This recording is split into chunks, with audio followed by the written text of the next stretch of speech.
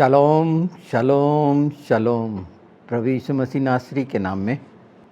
अब जब हम सब जान गए हैं और जान रहे हैं कि प्रभु यीशु का आगमन कभी भी हो सकता है और ये निश्चित है, ये पहचानने की और बहुत सारी जिज्ञासाएं मसीह और गैर मसीहों में देखी सुनी जा रही हैं। चिन्हों पर बात हो रही है, वर्ल्ड वार पे बात हो रही है, सब ठीक है। हम तो अनंत जीवन की तैयारी की बात, जो अनंत जीवन के लिए आवश्यक है और पवित्र आत्मा के द्वारा जो हम जान रहे हैं, उसमें से प्रत्येक बात अति विशेष है, गंभीर है और चेतावनी के साथ चेताना भी है। इसी सिलसिले को आगे बढ़ाते हुए हम प्रभु यीशु ने एक शब्द कहे थे, इफ्ताह।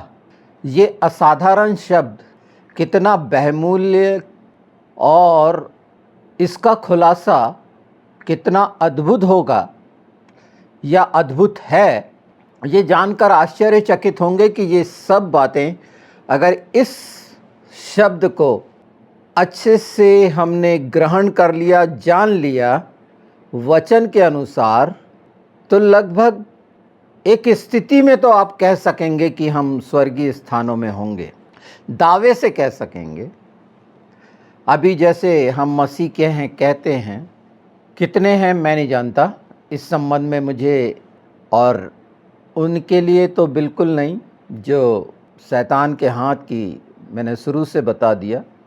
पर इसमें पहली बात अगर हम याद रखते हैं कि वो सब बहुत अभागे हैं, मैं फिर कहूँगा वो अभागे हैं जो इस जन्म से आशा रखते हैं, अर्थात इस संसार और शरीर के जन्म से आशा रखते हैं और उसमें लिप्त वो कार्य जो कर रहे हैं वो फरीसियों के हैं।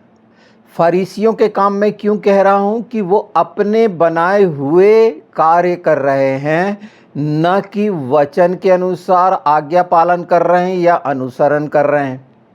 ये शब्द आज के समय में इतना बहुमूल्य क्यों है, उसको समझने के लिए अगर आपने उस वीडियो को देखा होगा, पेताख को नहीं देखे तो ज़रूर देख लेना, कि अगर उसको ओवर रूल कर दिया, नज़रअंदाज कर दिया है, तो वो कितना महत्वपूर्ण है उन सब के लिए जो समय को जानना पहचानना चाहते हैं। तो परमेश्वर ने अपने वचन में साफ साफ रख दिया है कि वचन में वो ही लोग, कपटियों के लिए नहीं है।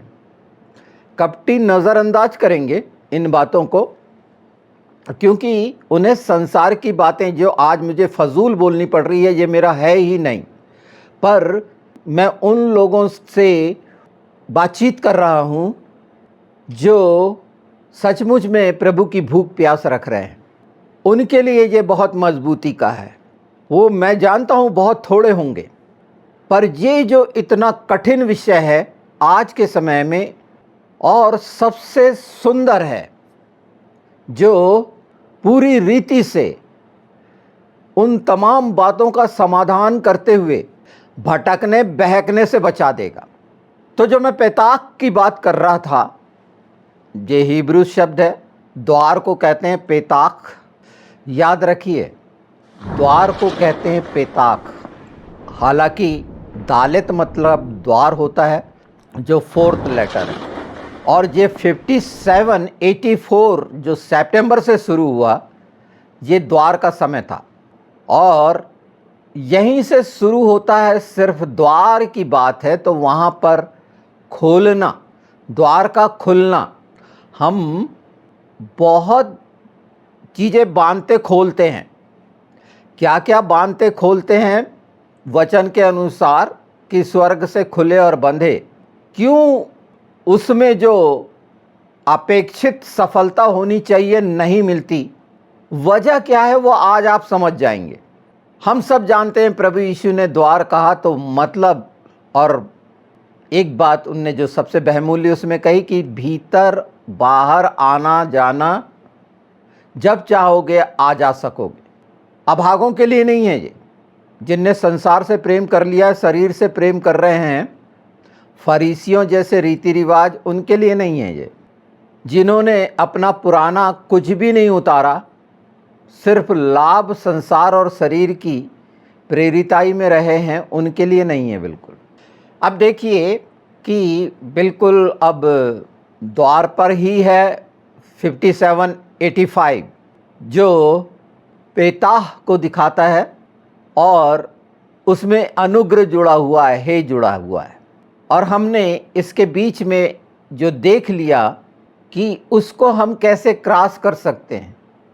हम निर्बल हैं, लंगड़ेपन का मैंने पिछले बार बता दिया है, और कैसे हम छलांग लगा सकते हैं। परमेश्वर ने जो अपनी व्यवस्था के द्वारा दिया, वो ईमेल लेटर, ये मैं आपको थोड़ा सा बता दे रहा हूँ कि नई हो जाएं बातें, कि आगे की अगर इससे ही अच्छे से नहीं समझे तो आगे का कैसे समझेंगे। और सच्चाई समझने के लिए कठिनाई होगी, ये निश्चित मान के चलिए।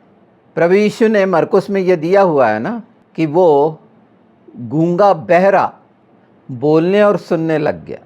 तो ये वो समय है कि अगर सुन नहीं पा रहे हैं, बोल नहीं पा रहे हैं, तो वो आत्मिक गूंगापन और बहरापन, मैं यहाँ अब शरीर की बिल्कुल नहीं जो है ना, यहूदी लोग अपने द्वार पर एक मेज़ूज़ा होता है जिसमें विशेष प्रार्थना लिखी रहती है, द्वार पर लगाते हैं रक्षा के लिए, वो पवित्रता को दिखाता है।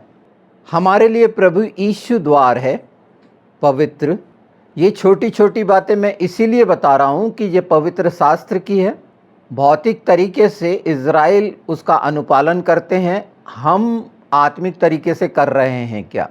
इफ्ता लेटर जो है बाइबल में एक बार आया, या तोरा से लेके मकाबी तक देखें वो 29 बार आया है। ये क्यों मैं इसको बता रहा हूँ, पहली बार इसका इस्तेमाल हुआ है जाशुआ में, यहोशू की किताब 15:43 में, इफ्ता। और आप ताजुब करेंगे, ये इफ्ता और इफ्ताक एक ही है। ये इफ्ताक वो है जो न्यायियों में वैश्या का बेटा है, जिसे सबने इनकार कर दिया था, वो गिदोन का। और युद्ध में वहाँ पर एक विशेष घटना हुई जिस पर बात करना तो बहुत ही आवश्यक है आज के समय में, क्योंकि वो जुड़ी है इफ्ताक यानी इफ्ता और उसकी बेटी से। पर ये पेताख है, आप ध्यान देंगे तो द्वार, और इसका मतलब होता है खुल जा। प्रभु यीशु ने बोले और वो सब चीज़ें खुल गईं। यहाँ मैं संसार की रुकावटें और पैसा कमाने और उसकी बात नहीं कर रहा हूँ। यहाँ अनंत जीवन के लिए ये तो सब बातें आपको मिल ही जाएंगी, क्योंकि उसके राज्य की खोज करो तो वचन बिल्कुल साफ है, और ये वही है, स्वर्गीय राज्य की खोज, स्वर्गीय वस्तुओं पर ध्यान लगाना, मन लगाना। क्योंकि बहकना और भटकना इतना हो गया है कि ये बातें बहुत कठिन लगती हैं जो अति सरल हैं, और उसमें सबसे महत्वपूर्ण है कि ये हमारे पूरे अस्तित्व में आ जाए कि बाइबल में जो शब्द कहे गए हैं उसके हमेशा महत्वपूर्ण, और उसकी महत्वपूर्णता वो पूरी भविष्यवाणी है। मतलब जो इस नज़रिए से देखते हैं तो वो पूरी बात को साबित कर देती है कि वो अगर जहाँ है ऐसा शब्द या नाम तो उस महत्व को दिखाता है। जैसे आज हम जान रहे हैं, अब खोलना बांधना हम बिल्कुल बोलते हैं, वो मत्ती 18:18 और सबका रेफरेंस देके, बनता खुलता कुछ नहीं, यीशु के नाम में काम हो रहा है। बांधना खोलना कौन सी चीज़ों के लिए? सांसारिक चीज़ों के लिए, शरीर के लिए। वो तो सब यीशु के नाम में, अगर उसके पवित्र आत्मा के मंदिर हैं तो वहाँ बांधने खोलने की आवश्यकता ही नहीं है। आज जब वो द्वार पर ये खटखटाहट हो रही है, ये सच्चाई की, वचन की, कि जानो और समझो, वचन कह रहा है अर्थात यीशु कह रहा है, तो खोलना, खुलवाना या खोलना, जब तक हम नहीं खोलेंगे, क्या खोलना है? उन सब बातों को सामने रख देना है कि जो छिपी हुई थी, हमने छिपाए हुए थे, संकोच होता था, शर्म आती थी, सिर्फ संसार के पैसे, रिश्तेदारियां, पारिवारिक झंझट, ये सब में उलझे हुए, इसी में तो उलझे हैं सब। क्यों उलझे हैं ये? बिल्कुल प्रेम कर रहे हैं आप प्रभु यीशु से, पवित्र आत्मा से, पर वो प्रेम किस दिशा का है ये तो आप जानेंगे। जब मैं इफ्ताह के बारे में बता रहा हूँ जो अति गंभीर है, हो सकता है ये बातें ऊपर से जा रही हों, क्योंकि ऐसा बिल्कुल होगा। मन विचलित होगा, बेचैन होगा, क्योंकि इच्छा तो कुछ और जानने की है कि इसमें मैं ऐसा सरल वाला कोई चाबी बताऊं कि वो किसी तिजोरी को खोले। तो मैं तो सबसे बड़ी तिजोरी खोलने की बात बता रहा हूं, और वो आप हैं चाबी स्वयं। तो ये बंद करना और खोलना, पहले इसके लिए डिसाइड कर लीजिए कि क्या खोलना और क्या बंद करना है। तो धीरे धीरे जो हम आगे जा रहे हैं, अब उस हिस्से को देख लें कि अगर हमने कैसे खुलवाएं कि वो द्वार खुल जाए और वास्तविक पूरे उद्धार के लिए अनुग्रह के द्वारा हम प्रवेश पाएं। क्योंकि अनुग्रह इसमें मुख्य है, जो हम बार बार बोलते हैं, मेरा अनुग्रह तेरे लिए काफ़ी है।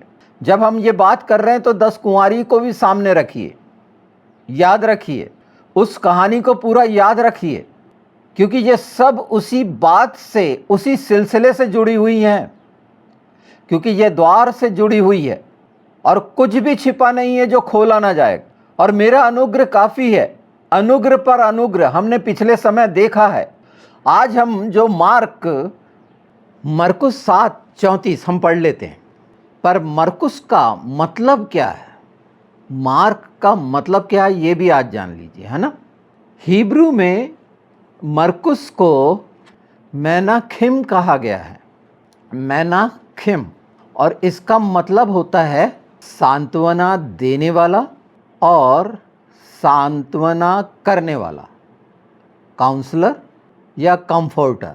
अगर हम मरकुस रचित सुसमाचार में देखेंगे, मेनाखिम में, तो जो आज आप बात सुन रहे हैं, आज जो आप सुन रहे हैं ना इफ्ताह के बारे में, ये बोला नहीं, बताया नहीं गया है, ये याद रखिए, है ना।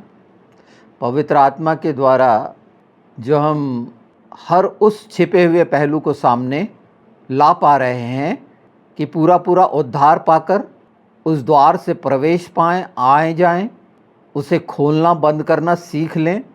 अनुग्रह क्या है इसको जान लें। आपके अंदर ये रहना चाहिए, अनुग्रह है क्या असली, कि वो कैसी सामर्थ है और कब कार्य करती है। तो मैं पहले पढ़ देता हूँ मरकुस 7 और उसका 34।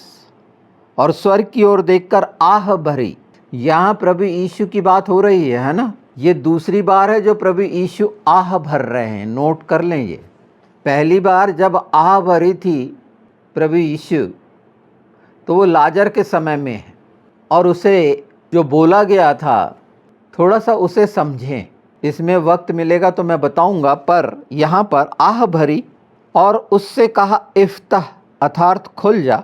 उसके कान खुल गए और उसकी जीभ की गांठ भी खुल गई और वह साफ साफ बोलने लगा। इस समय के लिए चाहते थे, शुरू से आदि से निश्चित किया गया था कि ये शब्द का वास्तविक अर्थ, इसका प्रयोजन किस हेतु होगा, किस किस संदर्भ में होगा, कहाँ कहाँ होगा। तो न्यायियों में हम देखेंगे कि जब बनाया गया इफ्ताह, न्यायी बनाया गया ना, युद्ध में गया, एक प्रतिज्ञा के साथ गया था, एक प्रतिज्ञा के साथ गया था, ये याद रखिए, है ना। वो बहुत महत्वपूर्ण प्रतिज्ञा है जिस पर ध्यान नहीं दिया गया। हालांकि बेटी का मामला बड़ा विवादास्पद है, जिस पर आज पवित्र आत्मा के द्वारा हम जानेंगे कि उसकी वो शानदार कुंवारी बेटी कैसी अपने सहेलियों के साथ पहाड़ी में चले गई थी विलाप करने। पहाड़ी में चले जाना विलाप करने से कुछ तो याद आता होगा। खैर अभी हम वहाँ नहीं, पर ये अनुग्रह और ये सांत्वना जो परमेश्वर ने मरकुस रचित सुसमाचार में रखा है, ये बहुत इन अंतिम समय में वचन के द्वारा पूरा साफ साफ देख सकें और सुन सकें और बोल सकें। अगर इस खुलने के भेद को आप जान जाएं पूरी अच्छी तरह, तो वो जो खुलती है कोई चीज़ तो कितना आनंद होता है। क्योंकि कोई भी ऐसी चीज़ जो जाम हो जाए या एक ताला खुल रहा नहीं हो, कितना परेशान होता है। कई लोग ताला तोड़ देते हैं।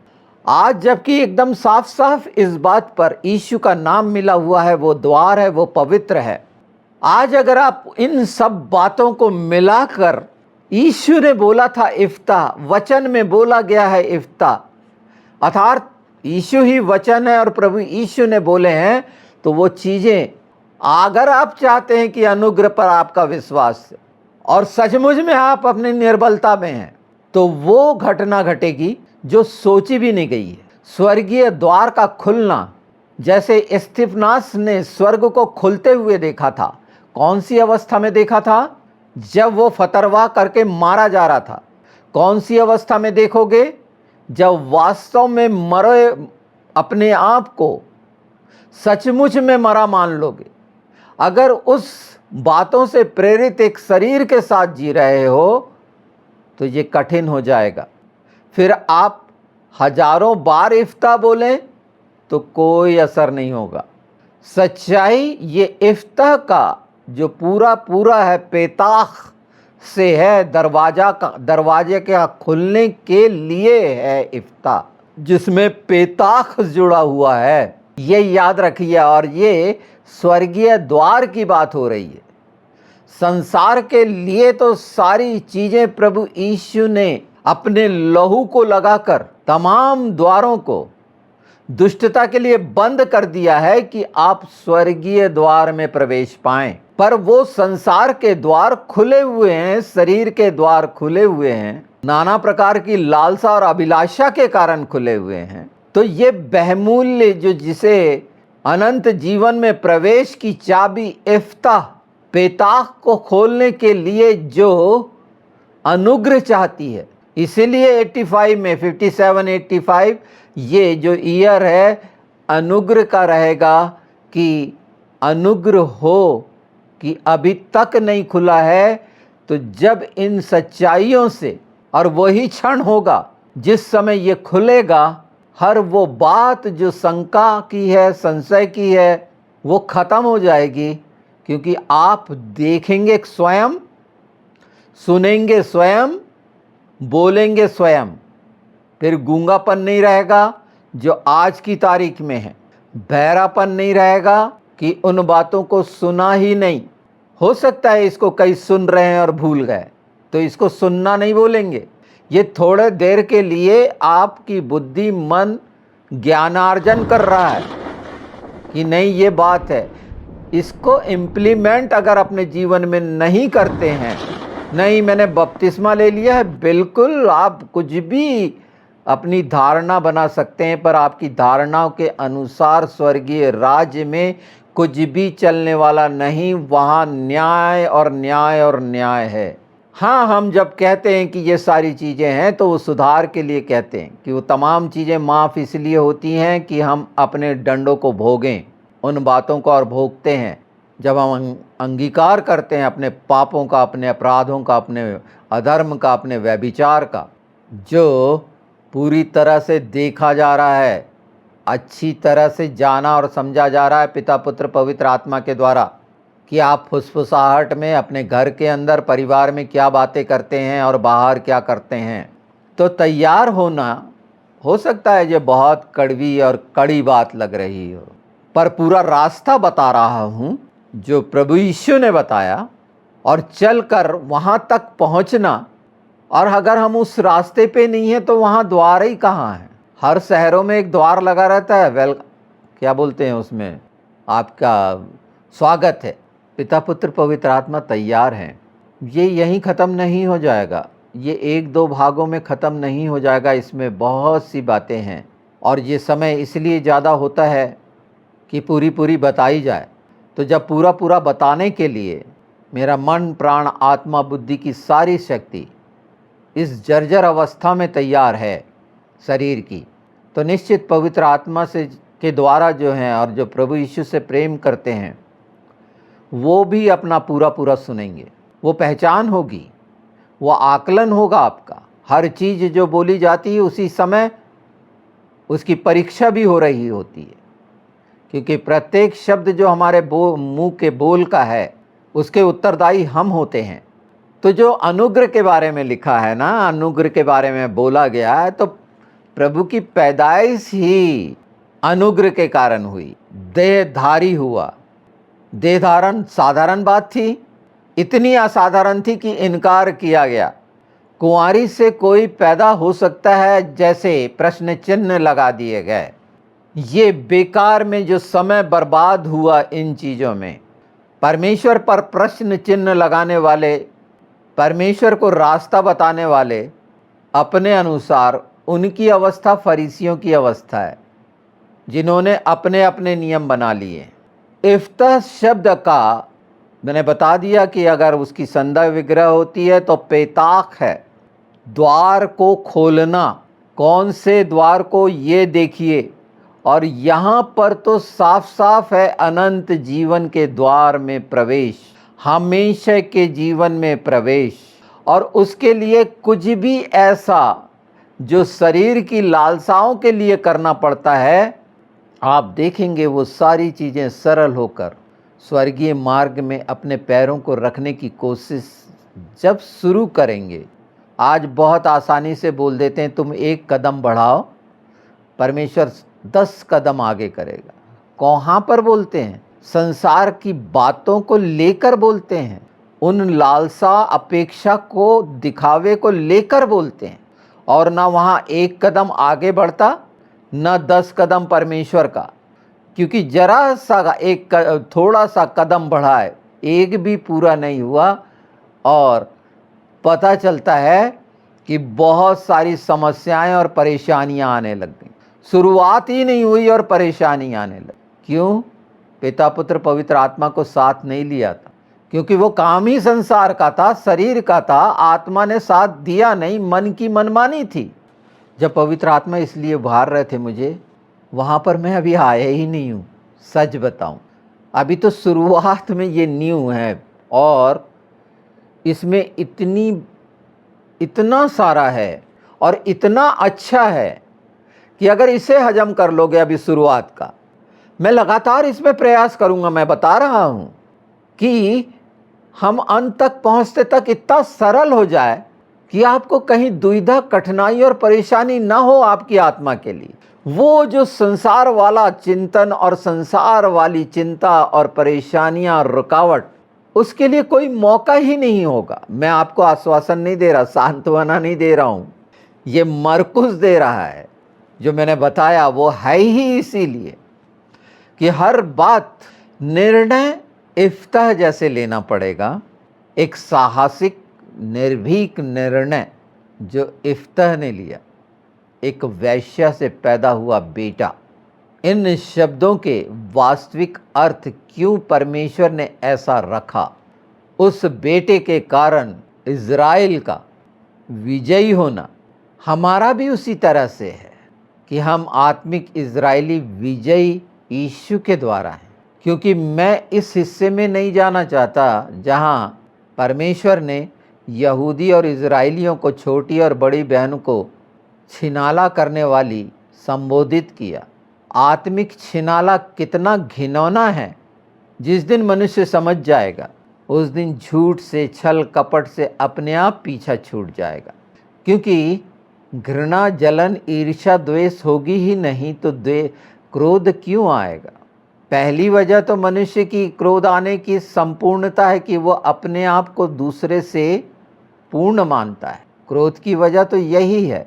कमज़ोर मानना बहुत कठिन है संसार में, पर आत्मिक जगत में जब इन कमजोरियों के साथ हम द्वार पर होते हैं और उस सच्चाई को स्वीकारे होते हैं, अनुग्रह के द्वारा जो हमारा उद्धार हुआ, परमेश्वर ने किया अपना बलिदान देकर, जो हमारा द्वार है, स्वीकार करते हैं कि उसी के द्वारा अगर हम अपने आप को भेड़ मानते हैं, हम क्या मान रहे हैं ये भी बहुत मुख्य है।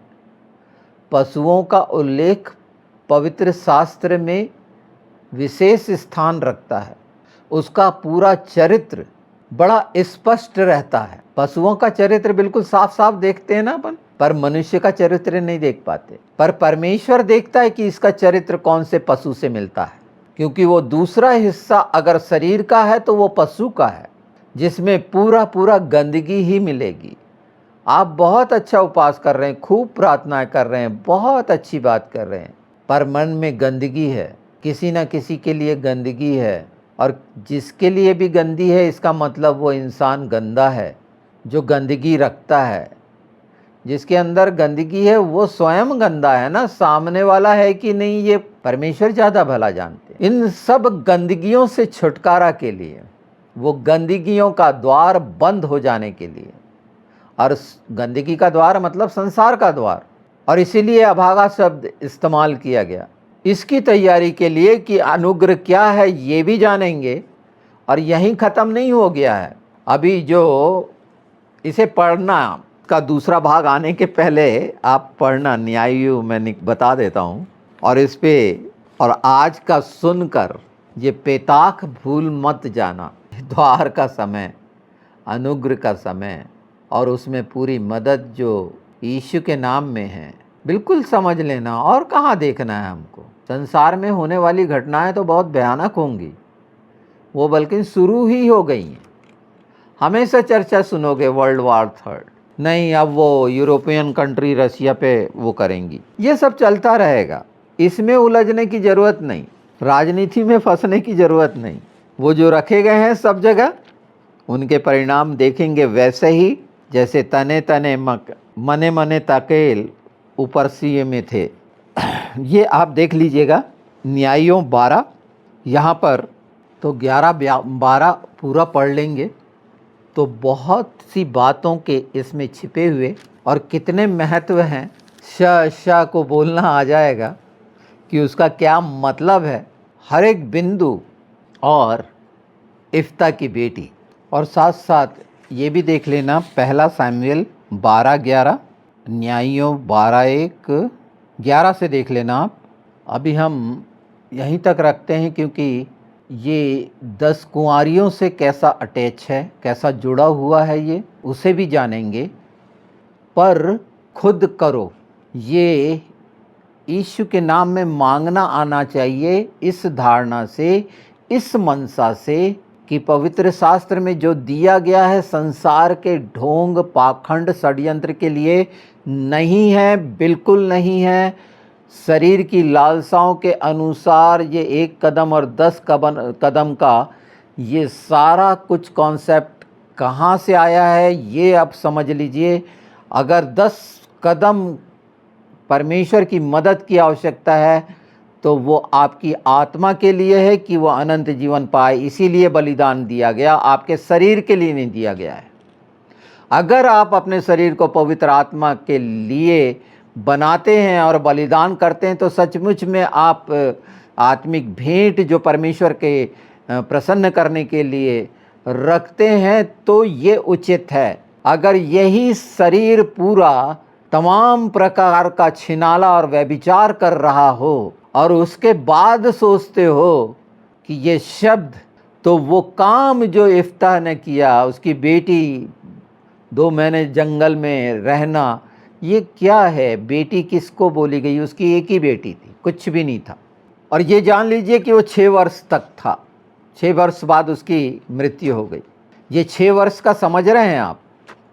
ये सारी चीज़ें पूरी लपेट दी जाना है, ख़त्म हो जाना है, और सिर्फ जो श्वेत सिंहासन पर विराजमान है प्रकाशित वाक्य वो ही करेगा। और उसके पहले इन मार्गों को जान लो, जो वचन का मार्ग जो स्वर्गीय स्थानों में पहुंचाएगा, और वो द्वार वो कैसे खुलेगा और अनुग्रह क्या होता है, उसके छोटे छोटे बिंदु आज आपने सुने हैं। और अगर इस पर चिंतन करते हैं, इस पर प्रश्न रखते हैं परमेश्वर के सामने, और अपने आप को कैसा रखते हैं, क्या ग्रहण करते हुए रखते हैं, किस विचार से प्रेरित होकर आप उसके चरणों में कौन सी इच्छा रखते हुए रखते हैं, तो वो तो आपके चरित्र और आचरण से पता चल जाएगा, आपको स्वयं पता चल जाएगा। और अगर आप चाहते हैं कि आपके कान खुल जाएं, आपकी आंखें खुल जाएं, ये सिर्फ नहीं कि मैं यीशु को देखना चाहता हूँ इसलिए आंखें खुल जाएं, या मैं, आप बोल क्या रहे हैं? मैंने बताया खुद करो और औरों को बचाओ। ये चीज़ें आपके सामने रखी हैं, इसे बोलना सीखो। चाहे कुछ ना आता हो, इन शब्द एक ही काफ़ी है, जैसे यीशु का नाम काफ़ी है हर बात के लिए। और प्रभु यीशु ने जो बोले हैं वो ही महत्वपूर्ण है। और प्रभु यीशु ने ही पवित्र शास्त्र के तमाम वचन बोले हैं। इसीलिए बोला जाता है कि पवित्र शास्त्र पवित्र आत्मा की प्रेरणा से रचा गया। यहाँ मनुष्य अपनी कुछ भी नहीं लगा सकता।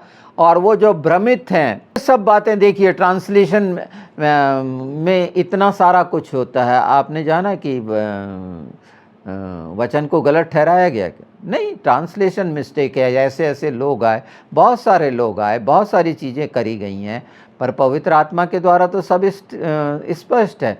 हमें डरने की ज़रूरत नहीं कि चाहे कितनी इस संसार में बाइबल रहे ना रहे, ये किताब जो इतनी मुख्य है, पर वचन ख़त्म नहीं होगा।